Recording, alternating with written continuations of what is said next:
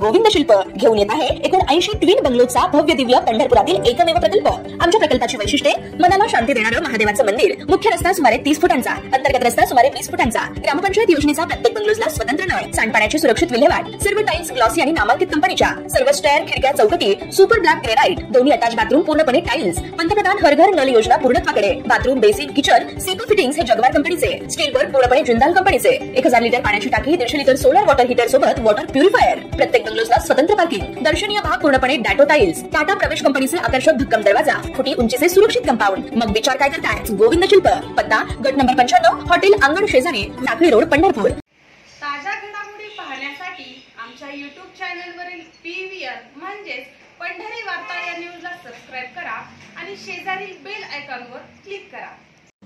सुरुवात तुम्ही केली आहे, शेवट मी करणारच, असा मोबाईल स्टेटस ठेवून विधान परिषदेचे माजी सभापती तथा राष्ट्रवादीचे आमदार रामराजे नाईक निंबाळकर यांनी आपल्या विरोधकांना थेट इशारा दिलाय।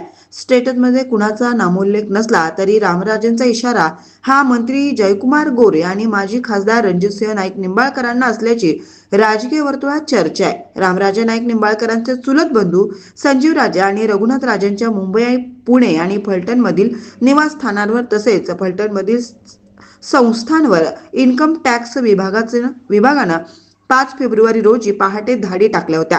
सलग 5 दिवस फलटणमध्ये तपासणी सुरू होती। रविवारी रात्री ही कारवाई संपली। या कारवाईबद्दल पहिल्याच दिवशी रामराजेंनी कृपया गर्दी करू नका, खात्याला काम करू द्या, काळजी नसावी असा स्टेटस ठेवून कार्यकर्त्यांना शांततेचं आवाहन केलं होतं। कारवाई पूर्ण होईपर्यंत रामराजेंनी संयम ठेवला होता। मात्र कारवाई संपताच रामराजेंनी स्टेटसच्या माध्यमातून विरोधकांना इशारा दिलाय।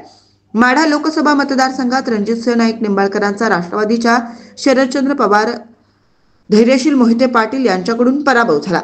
महायुतीत असतानाही रामराजे निंबाळकर निवडणुकीत तटस्थ होते, तर राष्ट्रवादीचे शरदचंद्र पवार असलेले संजीव राजे नाईक निंबाळकर हे मोहिते पाटलांच्या प्रचारात आघाडीवर होते। लोकसभा निवडणुकीपूर्वी रामराजेंनी रणजितसिंहांच्या उमेदवारीला कडवा विरोध केला होता। त्यानंतर झालेला पराभव रणजितसिंह निंबाळकरांना जिव्हारी लागला।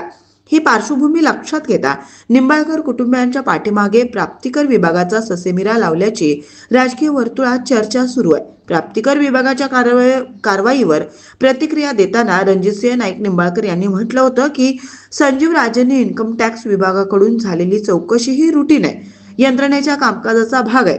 नगर इंदापुरातील दुग्ध व्यवसायावरही अशी कारवाई झाली आहे। त्यांच्याशी राजकारणाचा कसलाही संबंध नाही। कर चुकवला आहे का, चुकीचे व्यवहार आहेत का याची तपासणी केली जाते, असं त्यांनी म्हटलं होतं। प्राप्तिकर विभागाकडून चौकशी संपल्यानंतर संजीव राजेंनी सूचक प्रतिक्रिया दिल्या। प्राप्तिकर विभागाच्या कारवाईचं मी भांडवल करत नाही, यामध्ये राजकारण आहे की नाही हे मी सांगू शकत नाही, परंतु सध्याचं वातावरण पाहता वेगळं सांगायची गरज नाही, असं सूचक वक्तव्य त्यांनी केलंय। यावरून प्राप्तिकर विभागाच्या कारवाई मागे राजकीय षडयंत्र असल्याचं त्यांनी अप्रत्यक्षरित्या सूचित केलंय।